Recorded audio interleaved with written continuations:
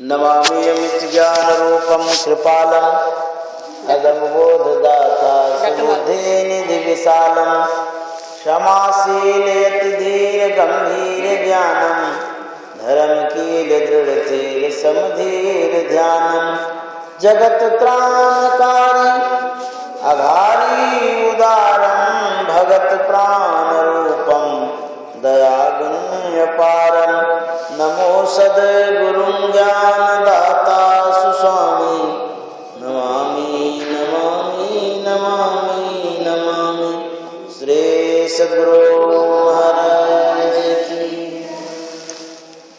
अव्यक्त रूप में परमाराध्य सद्गुरु महाराज, उपस्थित सत्संग प्रेमी महान भाव माता बहनों, आज हम लोग स्वर्गीय पवन बाबू के सुपुत्र सुशील कुमार दीपक कुमार के विशेष आग्रह पर भंडारा के कार्यक्रम को किए और हम लोग बड़भागी हैं जो कि आज सत्संग सुन रहे हैं। वैसे साप्ताहिक सत्संग रविवार को होता है, लेकिन विशेष कार्य होने के कारण हम लोग विशेष रूप से सत्संग कर लेते हैं। वैसे तो जितना सत्संग करेंगे उतना ही कम है, जब जब सत्संग करेंगे तब तक लाभ ही लाभ है। इसलिए हम लोग सौभाग्यशाली हैं जो कि सत्संग प्राप्त हुआ। हम लोग कर्म के विषय में सुन रहे थे। जब भगवान श्री राम, माता सीता और अनुज लक्ष्मण वनवास चले थे, उसी क्रम में उनको गुह निषाद के राज्य में रुकना पड़ा।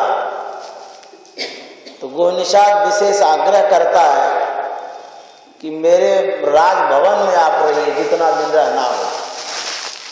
भगवान श्री राम कहते हैं हमको तो वनवास दिया गया है, हम तो घर में नहीं रह सकते हैं, घरवास तो नहीं है हमको, मर्यादा विहीन काम हो जाएगा, इसलिए हम नहीं जाएंगे।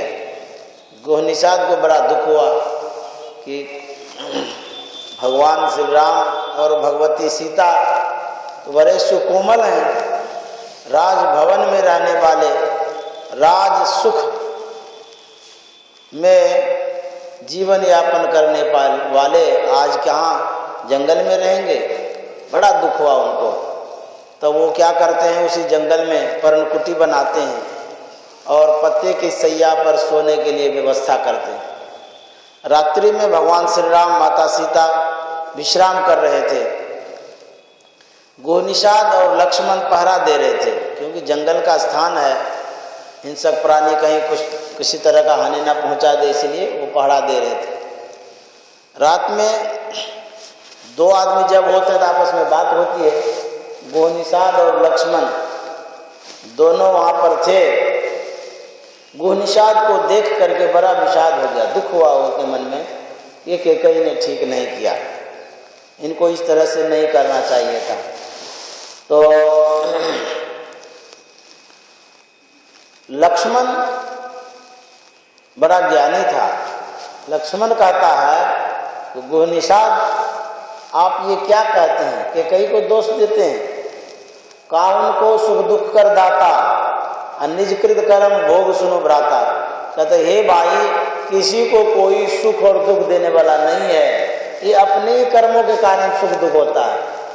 भले हम लोगों को पता नहीं चलता कर्म का कि कब किए थे नहीं किए थे, लेकिन समय पर वो कर्म उपस्थित हो जाता है, इसी से सुख भी होता है और उसी कर्म से दुख भी होता है। यह जो दुख हो रहा है भगवान श्री राम को, इनके निजकृत कर्म है, इनका अपना कर्म है, इसी के कारण इसको दुख हो रहा है।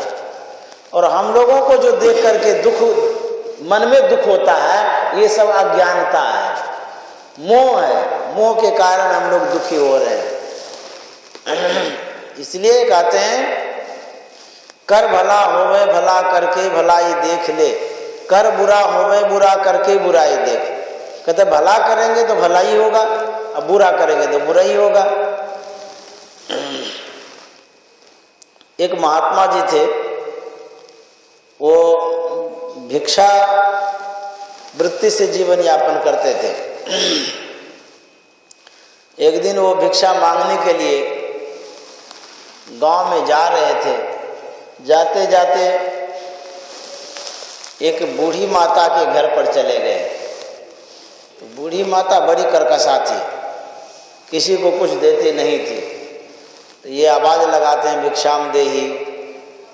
उधर से बूढ़ी माता निकली, बोले भिक्षा मांगने के लिए आए हैं, कोई भिक्षा उक्षा नहीं मिलेगी, भागी यहाँ से जाइए। डांट दी वो।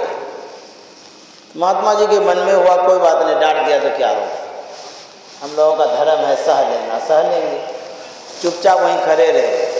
तो बूढ़ी माता अंदर चली गई। फिर आवाज़ लगाते हैं भिक्षाम देही। फिर बाहर आए, देखते हैं वही महात्मा है। बोले आपको बोले नहीं जाने के लिए, आप क्यों खड़े हैं, जाइए यहाँ से नहीं मिलेगा कुछ। महात्मा जी सोचते हैं कि जब तक यहाँ से लेंगे नहीं तब तक हम जाएंगे भी नहीं। देखते हैं कैसी जिद्दी है, हम भी वैसे ही, हम जब तक नहीं देगी ये कुछ भिक्षा हम लेके जाएंगे ही, ऐसे नहीं जाएंगे। तो फिर कह करके वो अंदर चली गई। फिर आवाज़ लगाते हैं भिक्षाम देही। जैसे आवाज़ लगाए, बूढ़ी माता के मन में क्रोध उत्पन्न हो गया। जब किसी को क्रोध उत्पन्न होता है तो बुद्धि भ्रमित हो जाती है। बुद्धि जो है ना सही निर्णय नहीं कर पाती। व्यक्ति जब बूढ़ा हो जाता है उसकी बुद्धि कमजोर हो जाती है, तो जाने का उधर तो चला जाता है उधर। एक बूढ़ा महात्मा था, जा रहा था ट्रेन से, उनको जाना चाहिए बाथरूम में, तो वो जा रहा था जिधर गेट से बाहर जाते हैं उधर। किसी ने देख लिया, सूझता भी कम था, तब कहाँ जा रहे हैं, बोले बाथरूम जा रहे हैं। उसको पकड़ के ले गया उधर बाथरूम तक। तो क्रोध उत्पन्न होने से सब समझिए बूढ़ा हो जाता है। जिसको क्रोध हो गया समझ लिए हो गया बूढ़ा। जैसे क्रोध उत्पन्न होता है ना, उसको बोल दिया आप बूढ़े हो गए। बोलेंगे कैसे बूढ़े हो गए, बोले बाबा कहे थे कि जिसको क्रोध होता है वो बूढ़ा होता है। बोलेंगे बाबा कैसे कहे थे, ऐसे कहे थे, कहते हैं जिनके पास बुद्धि कम हो जाती है वो बूढ़े होते हैं। तो क्रोध होने से बुद्धि कम हो जाती है, भ्रमित हो जाती है, बुद्धि लंगड़ी हो जाती है। चाहे जवान आदमी क्रोध करता है तो वो बूढ़ा हो गया। क्रोध नहीं करना चाहिए।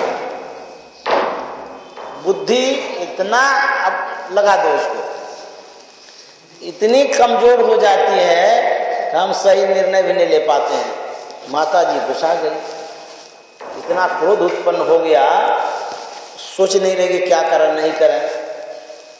गुस्सा में आकर के वो क्या करती है, विष ले आती है, आटा में मिला देती है, आटा को गूंथ करके रोटी बना देती है, गुस्सा में महात्मा जी को दे देती है, कहते ले जाइए खाने के लिए। उसके मन में वो न रहेगी बांस न बाजेगी बांसुरी, जाता ही नहीं घर से। अब अपने खाएगा मरेगा, खत्म हो जाएगा, कहाँ जाएगा मेरे यहाँ। इतनी मूढ़ता व्यक्ति के अंदर में आ जाती, देखिए कैसा कर दिया। अब मैं कह रहा हूँ कि जो जैसा करता है उसको वैसा मिलता है। तो बूढ़ी माता को क्या पता कि हम कर क्या रहे हैं, इसका क्या परिणाम होगा, उसको कोई पता नहीं है। अब देखिए क्या होता है, महात्मा जी रोटी गमछा में बांध करके वो चल दिए। भिक्षा जब मिल गई तब क्या करेंगे, वहाँ से चलिए कुटिया की तरफ। तो उसी गांव होकर के आ रहे थे। संजोग ऐसा होता है उसी गांव में किसी सज्जन के यहाँ उनके लड़के की शादी थी। तो लड़के की शादी में भंडारा वंडारा भी था। तो बड़े अच्छे आदमी थे। महात्मा जी तो जा रहे थे, उन सज्जनों की दृष्टि महात्मा पर पड़ गई। तो जैसे ही देखे महात्मा हैं, बड़ी प्रसन्नता उनके मन में हो गई। जैसे कोई महात्मा आते हैं ना इनके यहाँ कविता में गया कभी कभी ढेरी महात्मा इस मौसम में आ जाते हैं, दौड़ दौड़ करके आती है सेवा करने। एक जेरा आ जाता है गंगा सागर से जब लौटता है तो इनके मन में भी बहुत श्रद्धा होती है, महात्मा को बैठाएंगे, खिलाएंगे, पिलाएंगे। तो वो बेचारे बड़े श्रद्धालु थे, दौड़ते हुए गए महात्मा के पास। मन में हुआ बड़ा सौभाग्य है, आज महात्मा का दर्शन हो गया। तो कहते हैं कि महाराज मेरा तो बड़ा भाग्य खुल गया, आज आपका दर्शन हुआ और आज ही हमारे लड़के की शादी है, भंडारा भी है, आप चलिए वहाँ पर भोजन करिएगा। महात्मा जी कहते हैं कि देखो हमको तो भिक्षा में अन्न मिल गया है, रोटी मिल गई है, तब वहाँ जाकर के हम क्या करेंगे, जाकर के कुटिया में हम खाएंगे। बोले नहीं नहीं, आपको तो जाना ही पड़ेगा, आप उसको कल खा लीजिए, सो भला है, लेकिन आज मेरे यहाँ चलिए। तो बोले ये तो अन्न बर्बाद होगा ना। बोले नहीं बर्बाद नहीं होगा, रख दीजिएगा, कल खा लीजिए, कल भिक्षा मांगने नहीं जाइएगा। तो आना नहीं चाह रहे थे महात्मा जी। देखिए दुनिया में सबसे कड़ा जो बंधन होता है, जिसको अटूट बंधन कहते हैं, रस्सी का नहीं होता है, लोहे का जंजीर का नहीं होता है, दीवार का भी नहीं होता है। कितनों आप दीवार दे दीजिए वो बंधन टूट सकता है, जंजीर भी टूट सकती है, रस्सी भी टूट जाएगी, रेशम का बंधन दीजिए वो भी टूट जाएगा। प्रेम का बंधन नहीं टूटता है। श्रद्धा जो प्रेम होता है उसमें जो व्यक्ति बंध जाता है वो टूटता नहीं, बंधन अटूट होता है। इतना श्रद्धा प्रेम से उसको बुलाने लगे, पैर पकड़ लिए, महात्मा जी पिघल गए। बोले कोई बात नहीं, चले जाते हैं, इतना जब कह रहे हैं तो। कभी कभी श्रद्धा और प्रेम से यदि कहा जाता है तो बात माननी चाहिए, उसमें भी भलाई होती है। क्योंकि श्रद्धा और प्रेम सही है तो उसमें आपकी भी भलाई है, समझ गए। काटना नहीं चाहिए बात को, हो सकता है आपकी भलाई इसमें हो, और यदि आप काट देते हैं तो बुराई भी हो सकती है। तो महात्मा जी बात मान लिए, चले गए उनके यहाँ। भंडारा का कार्यक्रम था, ये खूब खिलाया उनको, रसगुल्ला टिकरी गुलाब जामुन जो बना था, बड़ा श्रद्धा से खिलाया। उसके बाद जो जब चला बना उनसे दक्षिणा भी दे दिया। महात्मा जी तो गदगद हो गए, मतलब वाह बढ़िया, खाना भी मिल गया, दक्षिणा भी मिल गया। खुशी खुशी वो चला घर कुटिया में। जाते जाते रात हो गई, तो वो जो रोटी थी उस रोटी को वो रख दिए, सोचेगा अब क्या करेंगे, कल ही खाएंगे। और उसके बाद वो विश्राम करने चले गए। अब देखिए क्या होता है, उसी समय उस बुढ़िया का जो लड़का था गया था कहीं प्रदेश, आने में उनको हो गई रात। वो कुटिया के पास पहुंचता है, लड़का सोचता है कि रात यहीं गुजार लेंगे और सवेरे यहाँ से प्रस्थान करेंगे। गए महात्मा जी के पास, बोले कि महाराज हमको रात में रहने दीजिएगा। बोले हाँ आ रही है, इसमें क्या बात है, रह लीजिए रात में। महात्मा जी बोले कि यहाँ पर विश्राम कर लीजिए। और लड़का कुछ खाया पिया था नहीं, अब भूखे कैसे सोएगा। और लड़का कहता कि बाबा हमको तो बहुत भूख लगी है, कुछ खाने पीने के लिए है। तो महात्मा जी कहते हैं देखो हमारे पास तो सूखी रूखी रोटी है, खाओगे। बोले कि हमको कुछ भी दे देंगे तो हम खा लेंगे, क्योंकि भूख लगी है बहुत जोर से। महात्मा जी बोले कि और कुछ नहीं है मेरे पास, वही सूखी रोटी थी, लड़का को दिया, इतनी भूख लगी थी सब रोटी खा गया। महात्मा जी भी सो गए, लड़का भी सो गया। प्रातः काल हुआ, महात्मा तो उठ गए, लड़का उठा ही नहीं। तो जो रोटी थी उसमें विष मिली हुई थी, विष मिलने के कारण जो लड़का खाया मर गया। राते में वो लड़का मर गया, सोया ही रह गया। महात्मा जी गए उठाने के लिए, बोले उठो नहीं जी, अभी तक तुम सोया है, जाओ घर अपना। कहाँ से उठेंगे, वो जिंदा रहेगा तब ना उठेगा, मर गया था। उसके बाद हिलाया, देखता है लड़का तो मर गया। फिर हल्ला किया महात्मा जी, ये लड़का मर गया, ये क्या हो गया क्या हो गया। फिर आस पड़ोस के सब लोग सब आ गए, भीड़ हो गई बहुत। महात्मा जी पर तो बिगड़ने लगे कि ये क्या बात हो गया, जवान लड़का कैसे मर गया, क्या कर दिया आपने। दोषारोपण तो देता ही नहीं लोग, सब समाज के लोग सब तो बहुत तरह के होते हैं। महात्मा जी बोले कि हमसे कोई इसकी दुश्मनी है जो हम कुछ करेंगे, हम तो कुछ नहीं किए हैं इसको। ऐसे लोग पूछपाछ कर ही रहे थे। गांव में बात बहुत फैलती है, फैलते फैलते फैलते फैलते बुढ़िया के पास बात चली गई। उनको जानकारी मिल गई कि कोई लड़का था, वो महात्मा की कुटिया में रहा था, वो मर गया। तो वहाँ के लोग देखने के लिए जरूर आ जाते हैं, दूर भी रहता तब भी आ जाते हैं। तो बुढ़िया के मन में हुआ चले हम भी देखते हैं कौन लड़का था, कैसे मर गया। चलते चलते चलते जब आता है देखते हैं बहुत भीड़ है, उस भीड़ को चीड़ के भीतर घुस गई। तो वो वहाँ जाती है जहाँ पर लड़का मरा हुआ था। तो लड़का को जो देखा तो पहचान गई, बोले अरे ये तो हमारा ही लड़का है। अब तो वो कहने लगे ये क्या हो गया। कहते महात्मा जी आपने ये क्या कर दिया, आप हमारे लड़के को मार दिए। बोले नहीं हम क्यों मारेंगे, क्या दुश्मनी, हमको क्या पता आपका ही लड़का है, हम तो जानते थे किसी और का होगा, हम नहीं जानते किसका है नहीं है। बोले नहीं ये हमारा ही लड़का है, आप जानबूझ करके मारे हैं। बोले नहीं हम क्यों मारेंगे, महात्मा लोग क्यों मारेगा। तो बहुत लोग पूछते हैं ना कि आखिर क्या क्या बात हुआ, कैसे कैसे घटना घटी। तो उसमें पूछने लगे कि कैसे कैसे घटना घटी, तो बतलाइए। बोले कि देखिए ना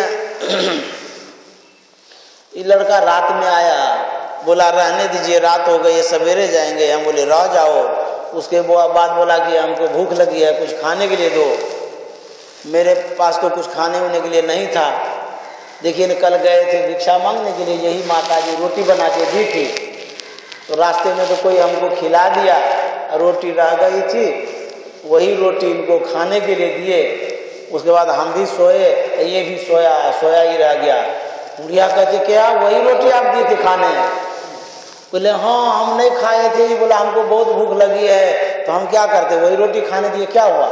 बोले क्या हुआ, उस रोटी में तो हम विष मिला दिए थे, वो रोटी क्यों दिए खाने। तो बोले कि विष क्यों मिलाए थे। बोले हम सोचे कि महात्मा मर जाएगा, हमको क्या पता कि हमारा बेटा ही रोटी खाएगा, ऐसा जानते थे हम विष नहीं मिलाते।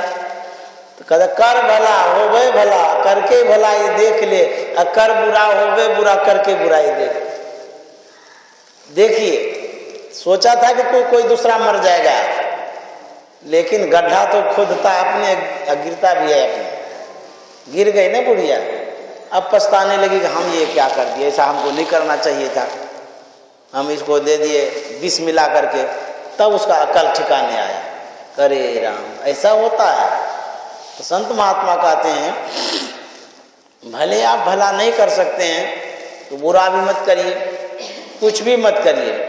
नहीं उपकार कर सकते तो कोई बात नहीं, अपना घर में बैठे रहिए चुपचाप। बुरा करने का प्रयास नहीं करिए, बुरा करेंगे तो बुरा होगा। वही कहते हैं लक्ष्मण जी कि किसी को कोई सुख दुख नहीं देता है, अपने ही कर्मों के कारण सुख और दुख होता है। समझ गए। तो ये कर्म जो करते हैं, कर्म करते कभी हैं अब फल मिलता कभी है। बीज बोते आज हैं अब फसल काटते कभी और है। कोई फसल 6 महीना में होता है, तो बीज बोए कब फसल काटे कब। उसी तरह से हम कब कर्म करते हैं इसका क्या परिणाम होगा पता नहीं है। आता है समय पर वो फल मिलता है हम लोगों को। इसीलिए कहते हैं कर्म करिए लेकिन सोच समझ करके कर्म करिए। हम कर क्या रहे हैं, किसी की बुराई तो नहीं हो रही, किसी की हानि तो नहीं हो रही है, किसी का अनभल तो नहीं हो रहा है, कोई दुखी तो नहीं हो रहे हैं हमसे। तो सोच समझ करके करेंगे तो आगे जो परिणाम होगा वो अच्छा होगा। यही सोच लीजिए कि हम अपने लिए ही कर रहे हैं। मान लीजिए बीज बोते हैं तो समझ लीजिए हम अपने लिए बोते हैं।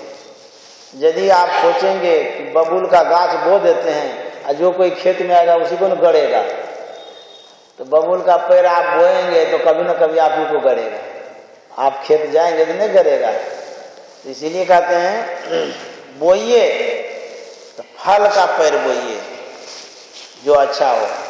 कभी कभी लोग कहा करते हैं हम लोग अच्छा कर्म करते हैं और भला हमारा होता नहीं है, बुरा ही होता रहता है, हम तो नीचे ही चले जा रहे हैं, उत्थान हमारा होता नहीं है। जो डकैती करता है, मारपीट करता है, खून खराबा करता है, उसी का विकास होता है। हमारे गुरुदेव कहा करते थे कोई 50 साल का बूढ़ा है, वो आम का पेड़ लगाता है, केला का पेड़ लगाता है और अखरोट का पेड़ लगाता है। एक ही समय लगाता है, एक ही दिन केला का भी पेड़ लगा दिया एक दिन, उसी दिन आम का भी लगा दिया, उसी दिन अखरोट का भी लगा दिया। तीनों पेड़ एक दिन ही लगाया। केला साल भर में फल जाता है ना, आम 5 साल में फलता है। तो मान लीजिए केला का जो गाछ लगाया वो 1 साल में तो खा भी लेगा, आम का जो लगाया वो भी खा लेगा, 5 साल तक जिंदा रह सकता है। अखरोट का सुनते हैं 40 साल में फलता है। मान लिया जाए उनकी आयु समाप्त हो गई, पेड़ तो लगा दिया, फला नहीं, खाया तो नहीं, वो मर गया। कर्म किया था ना वो लगाने का, लगा तो दिया लेकिन नहीं खाया। दूसरा जन्म जब होता है तो वो जो अखरोट का फल लगा हुआ है, पेड़ लगा हुआ है, वही कर्म किया हुआ फल दूसरे जन्म में वो भोगता है। अच्छा पिछले जन्म का किया हुआ इसीलिए मिल रहा है उसको। इस जन्म में जो बुरा कर रहा है, जिसको देख रहे हैं बुरा कर रहा है, पिछले जन्म का अच्छा किया हुआ इसलिए अच्छा हो रहा है उनका। इस जन्म में जो बुरा कर रहा है इसका आगे बुरा हो जाएगा। समझ गए? इसीलिए देखने में आता है कि बुरा कर्म करने वाले भी विकास कर रहा है, आगे बढ़ रहा है, उसका पिछले जन्म का है। यही हमारे गुरुदेव कहा करते थे। कर्म 3 प्रकार का होता है। एक होता है क्रियमान, एक होता है संचित, एक होता है प्रारब्ध। क्रियमान, संचित और प्रारब्ध जो है, जैसे क्रियमान कहते हैं जो अभी कर रहे हैं, अभी जो वर्तमान में काम कर रहे हैं इसको कहते हैं क्रियमान। उसके बाद क्रियमान कर्म संचित हो जाता है। कैसे? जैसे मान लिया जाए आप एक दिन काम किए, दिन भर काम किए, किसी को 300 रुपया होता है, किसी को 500 रुपया होता है, किसी को 1000 भी होता है, किसी को 5000 भी होता है एक दिन में, किसी को 1 लाख भी एक दिन में हो जाता है। ऐसा भी कोई काम करने वाले हैं। तो मान लिया जाए जितना आप मजूरी प्राप्त किए एक दिन में कर्म करके, वह आप भोग नहीं सके। मतलब मान लीजिए 300 रुपया कमाए, उसमें 200 रुपया खर्चा कर दिए, 100 रुपया बच जाता है। 100 रुपया इसलिए बच जाता है कि खर्चा करने के लिए कोई आवश्यकता नहीं है, जरूरत नहीं है, इसीलिए बच जाता है, या आप बचा लिए। वो जो 100 रुपया बचा उसको कहते हैं संचित। संचित में ना जमा करना, संग्रह जो करते हैं उसको कहते हैं संचित, जमा जो करते हैं। क्रियमान कर्म जो कर रहे हैं उसमें कुछ जमा होता है, सब भोग नहीं पाते हैं। उसके बाद जमा करते करते करते करते जमा ही रह गया, मर गए, चले गए। तो वो जो जमा आपका रह गया है, दूसरे जन्म में जो मिलेगा उसको कहते हैं प्रारब्ध, उसी को कहते हैं भाग्य। पंडित जी कहते हैं ना कि आपके भाग्य में लिखा हुआ है कि इतना धन मिलेगा, इतना ये मिलेगा, वो मिलेगा, क्या मिलेगा, बोलता है ना पंडित जी। जो कुछ भी मिलेगा वो आपका पहले वाला है, वो मिलेगा ही, कुछ करने की आवश्यकता नहीं है। वर्तमान जीवन जो है उसमें जो जो करेंगे वो करते रहिए आप, जो मिलने वाला सो मिलेगा। उसके लिए अंगूठी पहनने की जरूरत नहीं है, कोई गला में माला डालने की जरूरत नहीं है। जो भाग्य रेखा है वो भाग्य रेखा में जो है उसको मिलने करेगा। वर्तमान जीवन में अपने भाग्य को बनाइए, जैसा बनाइएगा वैसा भाग्य रेखा होगा। समझ गए? तो ये होता है प्रारब्ध। प्रारब्ध को देखे नहीं है कोई, क्योंकि दूसरे जन्म की बात हो गई ना। प्रारब्ध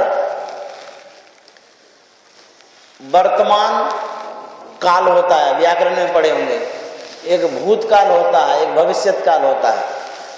वर्तमान काल कहते हैं अभी जो हम लोग सत्संग कर रहे हैं, जो कुछ भी कर रहे हैं, आंख जब से खुलती है और जब तक आंख बंद नहीं होती है उसको वर्तमान काल कहते हैं।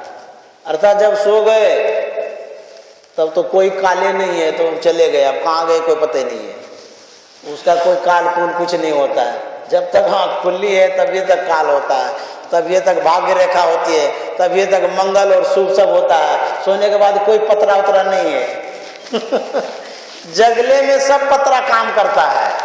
जब तक आप जगे हुए हैं तब तक पोथी पतरा काम करेगा, मंगल काम करेगा, राहु केतु सब काम करेगा, और जब सो जाएंगे तो सब राहु केतु सो जाता है। उस समय पंडित जी का पतरा कोई काम नहीं करता है, समझ गए।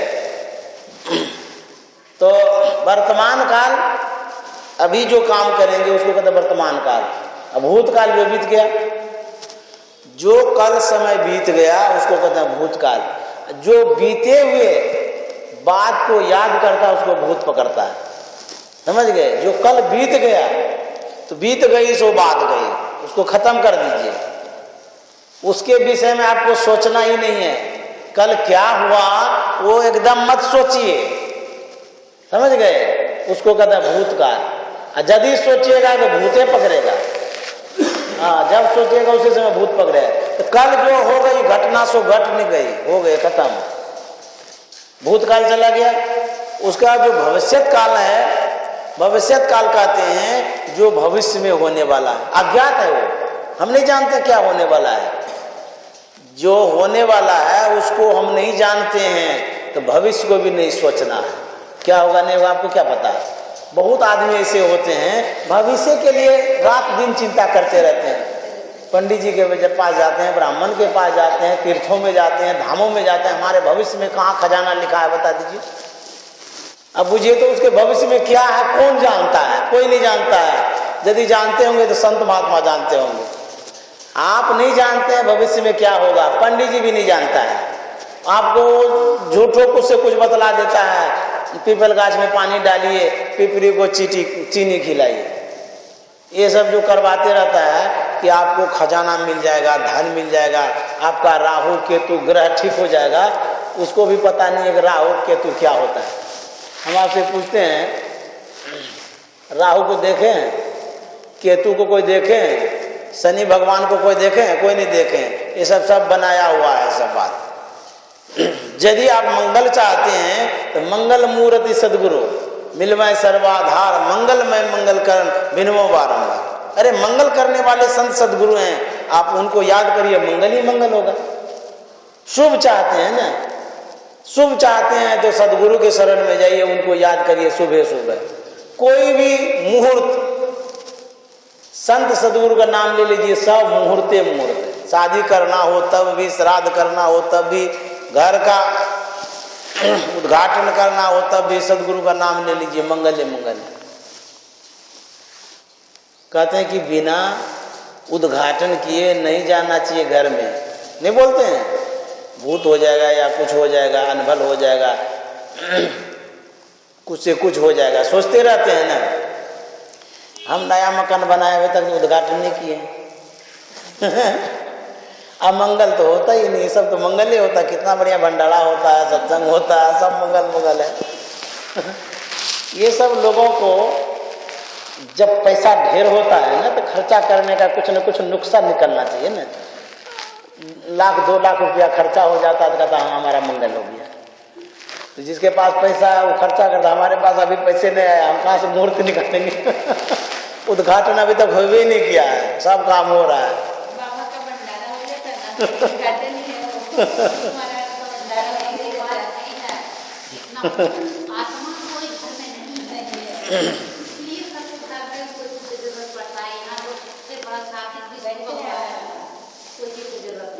तो मेरे कहने का मतलब ये है, भविष्य के विषय में मत सोचिएगा कोई। भविष्य में क्या होगा नहीं होगा कुछ नहीं होगा, आप निश्चिंत होकर रहिए। हमारे गुरु महाराज कहते हैं वर्तमान को बनाइए। वर्तमान आपका जैसा बनेगा वही आपका भविष्य है, वर्तमान ही भविष्य है। अब भविष्य को सोच करके रहिएगा कुछ नहीं बनेगा। कहते हैं पुरुषार्थ करो। पुरुषार्थ करने के लिए कहते हैं मतलब वर्तमान में आप जो कर रहे हैं, धन कमाने का काम कर रहे हैं, पुण्य करने का काम कर रहे हैं, जो भी कर रहे हैं, वर्तमान जैसा होगा वही आपका भविष्य होगा। समझ गए। एक लड़का था, वो कुछ काम नहीं करता था, ऐसे निकम्मा बैठा रहता था। उनके पिताजी ने कहा कि तुम काम धंधा कुछ नहीं करते हो जी, तुम्हारी शादी विवाह होने वाली है, पत्नी आएगी, परिवार का उत्तरदायित्व आएगा, कैसे संभालोगे जी। बोले क्या करना जी। बोले क्या करना जी, तुमको पैसा कमाने का कोई न कोई उपाय करना चाहिए, प्रबंध करना चाहिए ना। घर परिवार बनेगा तब क्या होगा, अभी तो हम खिला पिला रहे हैं। तो कहता कि क्या करें, बोले कि कुछ काम ढूंढो कहीं। तो लड़का सोचता है कि भारत में उतना आमदनी तो नहीं है, नेपाल चले जाते हैं, वहाँ ठग ठुक करके जल्दी अमीर हो जाएंगे। तो उस समय जंगल जंगल बहुत था। तो लड़का घर से निकला नेपाल जाने के लिए। जा रहा था, रास्ते रास्ते एक जगह घनघोर जंगल में वो जा रहा था, एक बाघ निकला। बाघ को देख लिया। बाघ को जो देखा डर के मारे एक गाछ पर चढ़ गया। पता नहीं इधर बाघ आ जाए हमको खा जाएगा, तो डर के मारे वो गाछ पर चला गया। वो देखने लगा बाघ को कि कहाँ जा रहा है, किधर जा रहा है। वो देखता है वो बाघ जो निकला था शिकार में निकला था। हिरन को देखा, झपट्टा मार करके उस हिरन को पकड़ करके गला दबोच दिया, मरोड़ दिया और उस हिरन को घसीटते हुए उसी गाछ के पास लाया जिस पर वो लड़का चढ़ा हुआ था। उनको तो डर लगे, भगवान अब क्या होगा। चढ़ गया था खूब ऊपर में, घिसते घिसते वहां ले आया। जितना खाना था वो उसको खाया, भरपेट बाघ खूब खा लिया मांस को। उसके बाद अब खा लिया, तब क्या करेगा, उसको छोड़ दिया, वो चला गया। और लड़का सब देख रहा है।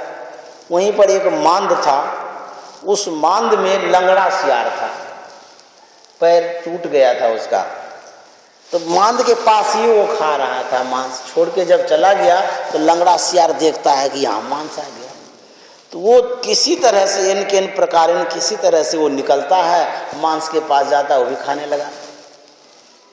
भरपेट वो खाया, वो भी खा करके चला गया भीतर। लड़का जो ये देखा वो सोचता है, अरे लंगड़ा सियार के पास देखिए मांस आ गया। भगवान इतने कृपालु, इतने दयालु होते हैं कि लंगड़ा लुल्ला का भी व्यवस्था कर देते हैं। जिसको चलने का सामर्थ्य नहीं है, बाघ तो वहां भी खा सकता था, लेकिन उसको घसीट करके ये मांद के पास लाया। इसका मतलब भगवान की कृपा है, सियार को मिल गया वो खाने के लिए। तो जब भगवान इतना कृपा कर सकते हैं, लंगड़ा लुल्ला को भी खिला सकते हैं, तो हम तो बड़े अच्छे मनुष्य हैं, हमको नहीं खिलाएंगे क्या, हम काहे ले जाएंगे कमाने के लिए। यह सोच करके गाछ से उतरा और सीधे मुड़ गया घर की तरफ, चला गया घर। बड़ा निकम्मा था वो। घर गया, पिताजी कहता है तुम तो गया था कमाने के लिए जी, तुरंत लौट आया, कितना कमा के लाया। बोले कि पिताजी क्या कमा के लाएंगे, हमको तो बहुत बड़ा ज्ञान मिल गया, शिक्षा मिल गई। बोले क्या मिला। बोले कि जब भगवान लंगड़ा लुल्ला के लिए भी व्यवस्था कर सकते हैं तो मेरे लिए व्यवस्था नहीं करेंगे क्या। बोले कि क्या हुआ। बोले क्या हुआ, हम जा रहे थे नेपाल, रास्ते में जंगल मिला, वहाँ एक बाघ निकला, उसको देखे हिरन का शिकार किया, उसको मार करके ले आया मांद के पास। और उस गाछ पर हम चढ़े हुए थे, और उसी गाछ के नीचे में मांद था, उस मांद में लंगड़ा सियार था। बाघ को जितना खाना था खा के चला गया। उसके बाद लंगड़ा सियार भी भरपेट भोजन किया। जब लंगड़ा सियार के लिए भी व्यवस्था कर सकता है तो मेरे लिए भगवान क्यों नहीं व्यवस्था करेंगे, हम क्यों जाएंगे कमाने के लिए। उसका बाप जो सुना ना, इतना गुस्साया, गधा कहेगा बेवकूफ, तुमको ये शिक्षा मिलेगी, भगवान व्यवस्था करते हैं लंगड़ा लुल्हा के लिए, और तुमको उस प्रसंग से ये शिक्षा नहीं मिली कि बाघ के तरह तुम पुरुषार्थी बनो, कमा करके लाओ, अपने भी खूब खाओ, और जो लंगड़ा लुल्हा दीनहीन है उसको भी खिलाओ। ये तुमको शिक्षा नहीं मिली। जो जिस तरह का आदमी होता है ना, वैसा ही उससे ज्ञान प्राप्त कर लेता है। बोले अरे तुमको तो पुरुषार्थ नहीं देखा कि बाघ पुरुषार्थ किया, मेहनत से शिकार किया, मेहनत से खींच करके उसको लाया मांद के पास, अपना भी खाया और लंगड़ा लुल्ला के लिए भी छोड़ दिया। तुम इतना निकम्मा बन गए हो। तुमको ये शिक्षा लेनी चाहिए कि हम भी खूब कमाएंगे, मेहनत करेंगे, ढेर जमा करेंगे, अपने भी खाएंगे, परिजन को भी खिलाएंगे, और जो शेष बचेगा, जो लंगड़ा लुल्ला दीनहीन है, उसको भी खूब खिलाएंगे। बोला ये बात है। बोले तब ये खूब कहेगा, तुम घर लौट करके आ गया। संत महात्मा कहते हैं पुरुषार्थ करो, मेहनत करो, मेहनत जब करोगे तब क्या होगा? तो मेहनत जब करके खाते हैं उसका नाम होता है, कीर्ति होता है, यश होता है, बहुत फायदा होता है उसमें। बाबा देवी साहब गुरु महाराज से कहे थे कि अपने पसीने की कमाई खाओ, यदि बैठ करके पिता का अन्न खाओगे तो तुम्हारा खून खराब हो जाएगा। ऐसे बोले थे बाबा देवी साहब। पिता का भी अन्न बैठ करके नहीं खाना है, नहीं तो खून खराब हो जाएगा। बाबा देवी साहब ये कहे थे। तब गुरु महाराज इतना मेहनत किए थे, इतना मेहनत किए थे, बांस बारी वगैरह लगाने में हाथ में ठेला हो गया था बड़े सरकार को। पानी ढोते थे कंधा पर ला करके, इसमें भी ठेला हो गया था गुरु महाराज को। बहुत मेहनत करते थे। कुछ दिन पढ़ाए भी थे, बच्चों को पढ़ा करके अपना खाते थे। मेहनत करके खाने से खून खराब नहीं होता है, इसलिए हम लोग को कहते हैं जीवन बिताओ स्वावलंबी, भरम मारे फोरी कर, संतों की आज्ञा है में ही मात धर चल चोरी कर। गुरु गोविंद सिंह जी महाराज ऐसे ही धर्म के प्रचार प्रसार करने के लिए जाते आते रहते थे। एक बार बहुत बड़े भगत के यहाँ गए, पैसा वाला था, तो उनके यहाँ जो गए, बड़ा आओ भगत, सेवा सत्कार सब कुछ किया। गुरु गोविंद सिंह जी महाराज को पानी पीना था। सेवकों को बोला गया, सेवक गए जल लाने के लिए। गिलास में जल भर कर के वो आ ही रहे थे, तो जो सेठ जी थे जिनके यहाँ ठहरे थे, तो बोले कि आप तो सब दिन गुरु जी का सेवा करते हैं, कम से कम आज हमको पानी पिलाने का सेवा दे दीजिए, गुरु जी को हम पिलाएंगे अपने से। गुरु गोविंद सिंह जी महाराज को बोले कोई बात नहीं, ले लीजिए। तो सेठ जी पानी का गिलास लिए, बड़े श्रद्धा प्रेम से आए देने के लिए। तो गुरु गोविंद सिंह जी महाराज को पानी देने लगे। तो गुरु गोविंद सिंह जी महाराज ऐसे गिलास पकड़े, गिलास जो पकड़े, सेठ जी भी गिलास पकड़े थे, तो हाथ से उंगली का स्पर्श हो गया। तो गुरु गोविंद सिंह जी महाराज का जो हाथ उससे स्पर्श हो गया, तो गुरु गोविंद सिंह जी महाराज रुक गए, पानी लिए नहीं।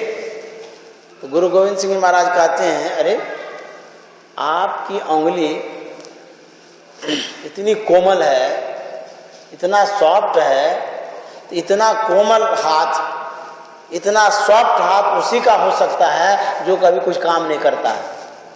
तो सेठ जी कहता, हाँ महाराज जी, भगवान की कृपा से हमको कोई चीज़ की कमी है, नौकर पर नौकर है। पानी पिलाने वाला है, खाना खिलाने वाला है, कपड़ा धोने वाला है, बहुत नौकर है, हमको कुछ भी नहीं करना पड़ता है, बस हम खाली आदेश देते हैं, सब सेवा होता है।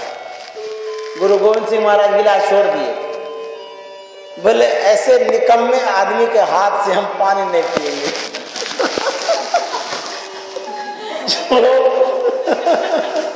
ये ही नहीं, उनको ऐसे बोल दिए, जो अपने से कुछ नहीं कर पाता है वो क्या सेवा करेगा? आज दिखाने के लिए पानी पिला रहे नहीं है पिए, बोले कैसे निकम्मे आदमी के हाथ से हम पानी नहीं पिएंगे। तो कहते हैं अपने से परिश्रम करिए, मेहनत करिए। मेहनत जब करेंगे तब क्या होगा, इसमें बहुत बात है। स्वास्थ्य भी ठीक रहेगा, काम करते रहेंगे, स्वास्थ्य भी बढ़िया बना रहेगा। उसके बाद जब अपने से काम करेंगे तो परावलंबी नहीं होंगे, समझ गए? आपके अंदर में एक आत्मबल रहेगा, ताकत बना रहेगा, और ज्यादा दिन तक आपके अंदर में खुशी, आनंद, प्रसन्नता रहेगी। परावलंबी हो जाने से व्यक्ति कमजोर हो जाता है, कमजोर हो जाने से फिर वो आगे कुछ नहीं कर पाता है। जितना बन पड़े अपने से करिए। हमारे गुरु जी थे महर्षि संत सेवी जी महाराज, जय गुरु।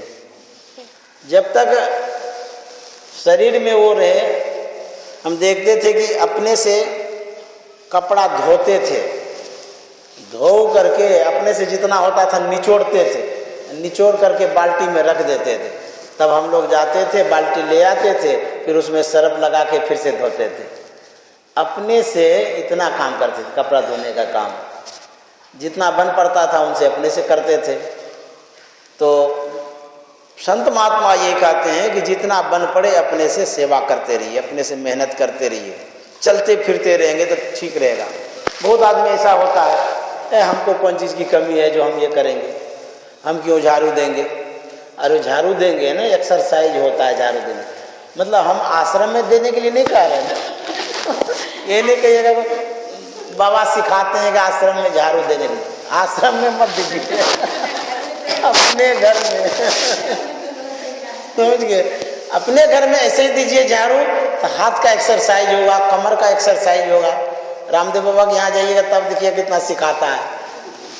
बोलेगा कि अपने से काम करिए, जैसे पानी उठाते हैं तो उसमें भी एक्सरसाइज होता है। समझ गए, एक एक ऐसा आदमी होता है कि अपने से खाना तक नहीं खाता है, बोलता खिला न दीजिए। उसको खाया भी नहीं जाता, अपने से कहेगा खिला दीजिए। तो जितना काम करेंगे एक्सरसाइज होता है। देहात में देखिए माताएं लोग उखली में धान कूटती है, मकई भी कूटती है, जब सत्तू तैयार करती है तो उसको कूट काट करके तैयार करती है तो फिर वो चलाती है ना मूसल। तो ऐसे ऐसे जो करती है एक्सरसाइज होता है। फिर जाता भी चलाती है, ऐसे ऐसे घुमाती है, तो ये एक्सरसाइज हुआ नहीं। ये सब योगा कराएगा वहाँ, जितना गांव देहात में योगा होता है महिलाओं का सब कराएगा।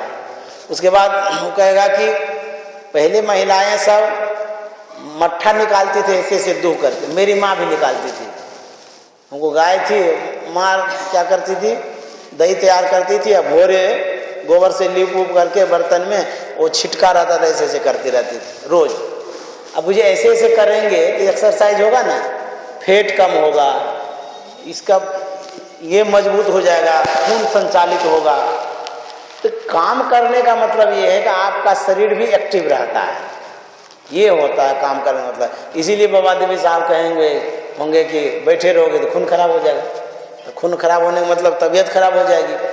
इसीलिए कुछ न कुछ काम करते रहना चाहिए। जितना आप काम करेंगे उतना आपको लाभ मिलेगा। एक एक आदमी रहता है, देखिए कोई भी अतिथि आते हैं सेवा करने के लिए, झट से अपने से कर देंगे।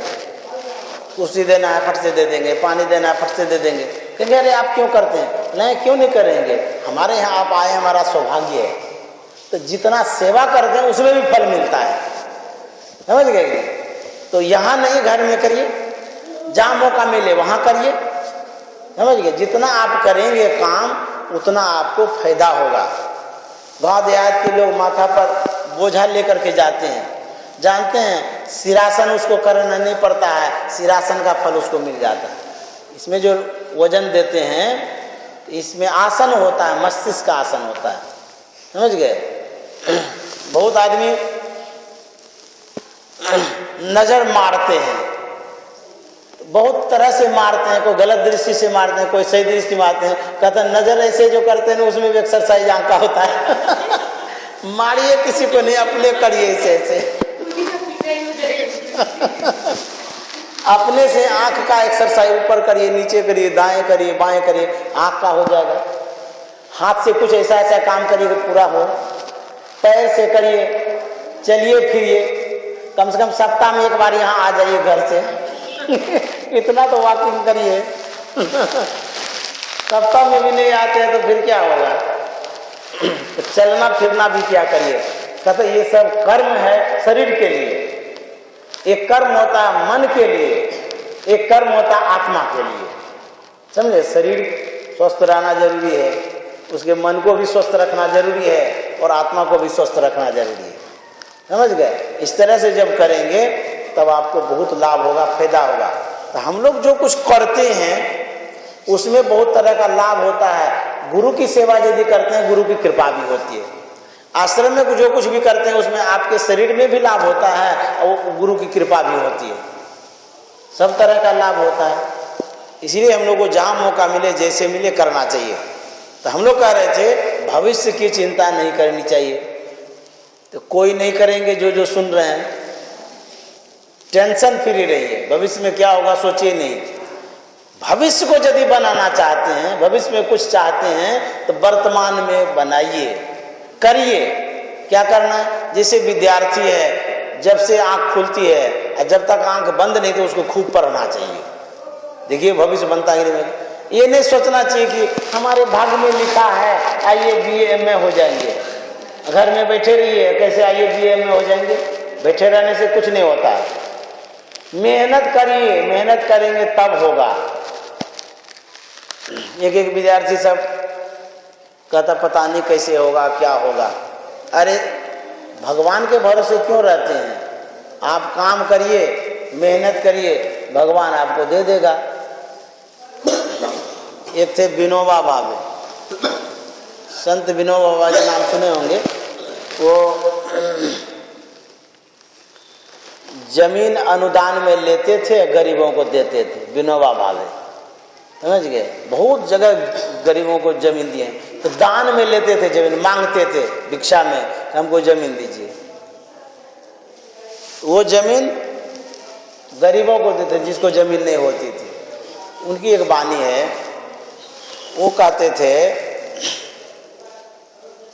कि जैसे मान लिया जाए आप जाना चाहते हैं बम्बई,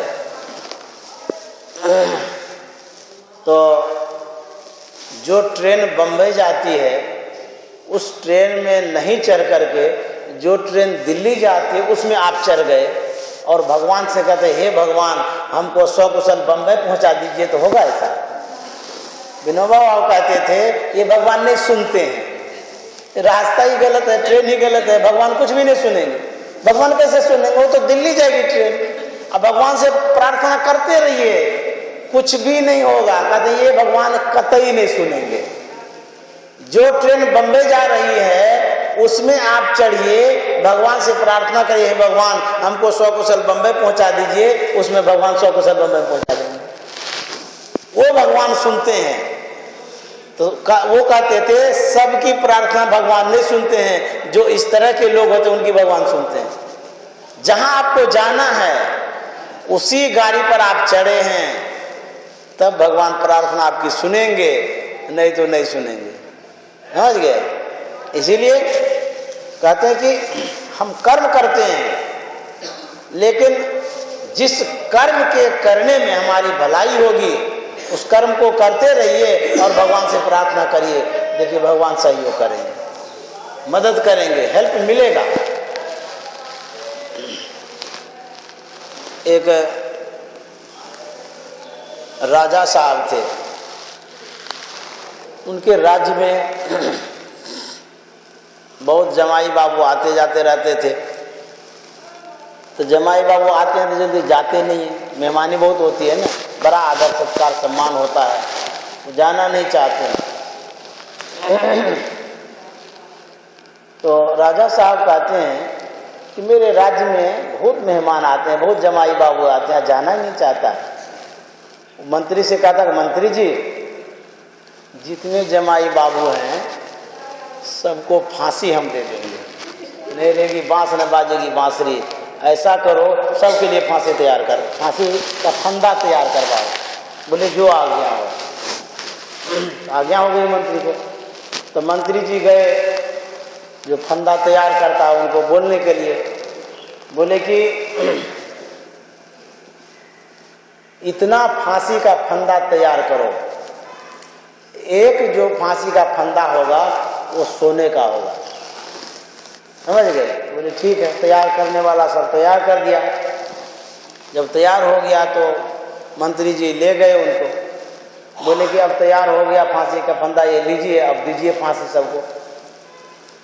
तो राजा साहब देखते हैं सब फांसी का फंदा जो है वो तो सुतली का होता है ना, रस्सा का होता है, वो है, एक है सोने का।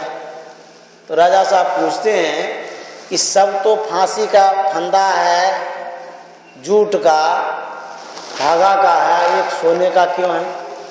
बोले कि राजा साहब आप बोले ना सब जमाई बाबू को फांसी का फंदा दो, ये जितने रस्सा वाला फंदा है जितने जमाई बाबू हैं उनके लिए है, और ये जो सोना का है ये आपके लिए। बोले क्यों? बोले आप भी तो जमाई बाबू है किसी के।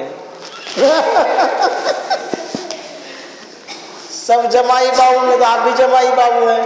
बोले नहीं नहीं किसी को फांसी मत देना। छोड़ दो सबको। तो वही कहते हैं आप दूसरे के लिए फांसी का फंदा तैयार करते हैं, आपका भी फंदा तैयार हो जाएगा। ऐसा नहीं कर्म करिए। समझ गए? गुरु महाराज कहते हैं यही मानुष देह समैया में करो परमेश्वर में प्यार, कर्म धर्म को जला खा कर देंगे तुमको तार। गुरु महाराज कहते इसी मनुष्य शरीर में, जो मनुष्य का शरीर है और जो समय है, इसी शरीर से और इसी समय में क्या करना? करो परमेश्वर में प्यार, परमात्मा में प्यार करिए, स्नेह करिए, अर्थात भगवत भजन करिए। गुरु महाराज का कर्म धर्म को जला खा कर देंगे तुमको तार, कर्म भी जला देंगे, धर्म भी जला देंगे और तुमको तार देंगे। तो कोई भी कह सकता है कर्म जला देंगे तो चलेगा, लेकिन धर्म भी जल जाएगा तब करेगा क्या लोग? भगवान कृष्ण ने उपदेश दिया था सर्वधर्मान परित्यज्य मामेकं शरणं व्रज। अर्जुन से कहा कि सभी धर्मों को छोड़ करके तुम मेरे शरण में आ जाओ, तुम्हारा कल्याण हो जाएगा। तो अर्जुन आज्ञाकारी था, भगवान जो जो कहते थे करते रहते थे, विश्वास था उनको कि सही बोले हैं। लेकिन एक दिन ऐसा होता है अर्जुन नरक चला जाता, ये भी कथा है, अर्जुन की कथा है ऐसी। वो नरक जाता है, तो नरक जो गया ना, वहाँ नरक में बहुत आदमी थे। नरक वासियों से कहता है ये भगवान जो कहे थे कि सब धर्म को छोड़ करके मेरे शरण में आ जाओ तो कल्याण होगा, अरे क्या कहे थे? देखिए भगवान भी कैसे गजब की बात करते हैं। हम उनके कहे अनुसार चले कि ये सब कुछ हुआ, लेकिन आज नरक में चले गए। भगवान भी झूठ साँच करते रहते हैं। ये जो बोल रहे थे नरकवासियों से, भगवान कृष्ण वहाँ से उपस्थित हो गए। बोले अर्जुन तुम मेरी शिकायत करता है? बोले शिकायत किस में क्या बात है? आप जैसा जैसा कहे थे वैसा वैसा तो हुआ ही नहीं, इसीलिए तो हम लोगों को बोल रहे थे। बोले कि देखो हम जो बोलते हैं झूठ नहीं बोलते हैं, हम जब कभी भी बोलते हैं सत्य बोलते हैं, झूठ नहीं बोलते हैं। तो बोले झूठ जो नहीं बोलते हैं, आप बोले थे ना सभी धर्मों को छोड़ करके मेरे शरण में आ जाओ तुम्हारा कल्याण हो जाएगा, तो हम तो आपकी आज्ञा का पालन करते रहे, सब दिन आपके साथ ही रहे, शरण में रहे, और देखिए हम नरक में आ गए। बोले कि अर्जुन तुम मेरे शरण में तो आया ही नहीं। बोले हे भगवान, भगवान भी झूठ बोलता है, आप हमसे भी ऐसा बोलते हैं कि शरण में नहीं आए। भगवान हम आपके साथ तो छाया की तरह रहते थे, जैसे छाया छूटती नहीं है उसी तरह से हम आपके साथ रहते थे, जहाँ जहाँ जाते थे वहाँ वहाँ जाते थे, सब दिन आपके साथ रहे, शरण में रहे, और कहते हैं कि नहीं रहा। बोले ना तुम तो कभी नहीं रहा। बोले भगवान भी इतना साक्षात झूठ बोलता है? तो बोले अच्छा ठीक है, हमको आप झूठ ला दीजिए, देखने वाला आदमी कोई यहाँ नहीं है इसीलिए आप झूठ ला दीजिए, हम कह रहे हैं तो आप नहीं मानते बात को। लेकिन भगवान ये बतलाइए हम आपके पास अभी है ना? बोले हाँ है। तो बोले हम नरक में हैं ना? बोले हाँ है। तो अभी आप बतलाइए, आप ये तो झूठ नहीं हो सकता है, आपके शरण में हम अभी हैं, ये बतलाइए अभी नरक में हम क्यों हैं? आप तो बोले हैं कि शरण में जो आ जाएगा कल्याण हो जाएगा। तो भगवान कृष्ण कहता अर्जुन तुम अभी भी मेरे शरण में नहीं हो। अरे राम अभी भी नहीं है, कैसे आप बोलते हैं? हम आपके पास खड़े हैं, कहता अभी भी शरण में नहीं है। बोले अर्जुन तुम मेरे शरण में कभी नहीं आया अभी तक, जिस दिन आ जाएगा उस दिन कल्याण हो जाएगा। बोले वो शरण कैसे होता है? बोले अर्जुन तुम स्थूल शरीर के शरण में हो, मेरा जो आत्म स्वरूप है उस आत्म स्वरूप में जिस दिन तुम स्थित हो जाओगे, उसके शरण में जिस दिन चले जाओगे, उस दिन तुम्हारा कल्याण हो जाएगा। शरीर का शरण अलग होता है, आत्मा का शरण अलग होता है। तुम शरीर के शरण में सब दिन रहा है, अभी भी तुम मेरे शरीर के शरण में हो। मेरा जो आत्म स्वरूप है वो कैसा है? कहता सभी के परे जो परम तत्व रूपी सोई आत्मा है, सोई आत्मा है। सबसे परे जो परम तत्व आत्मा है, उस आत्म तत्व में जो स्थित हो जाता है वो भगवान के शरण में जाता है, अन्यथा कोई नहीं जाता है। भले साष्टांग प्रणाम आप कर लेते हैं, कहते शरणागति हो गई। वो शरणागति शरीर की शरणागति है, स्थूल शरणागति है, आत्मा की शरणागति नहीं हुई। तो बोले कि भगवान कृष्ण कहते हैं कि अर्जुन तुमको कहा था सभी धर्मों को छोड़ करके मेरे शरण में आ जाओ, इसका मतलब तुम समझा ही नहीं। तो बोले इसका क्या मतलब है? कहते इंद्रियों का जो धर्म है, इंद्रियों के धर्म को छोड़ करके जिस दिन तुम आओगे उसी दिन मेरा शरण होगा। इंद्रियों का क्या धर्म है? इंद्रियां 14 हैं, 5 कर्म इंद्रियां हैं, 5 ज्ञान इंद्रियां हैं, व्याकरण में ये सब पढ़ाया जाता है। 4 अंतःकरण की इंद्रियां हैं, मन बुद्धि चित्त अहंकार, ये अंतःकरण की इंद्रियां हैं। कहते हैं जो 14 इंद्रियां हैं इनका अपना अपना धर्म। धर्म क्या है? आंख का धर्म है देखना, कान का धर्म है सुनना। श्री सद्गुरु महाराज की जय। अब मैं यहीं प्रवचन में विराम देता हूँ। आप लोगों को बहुत बहुत धन्यवाद।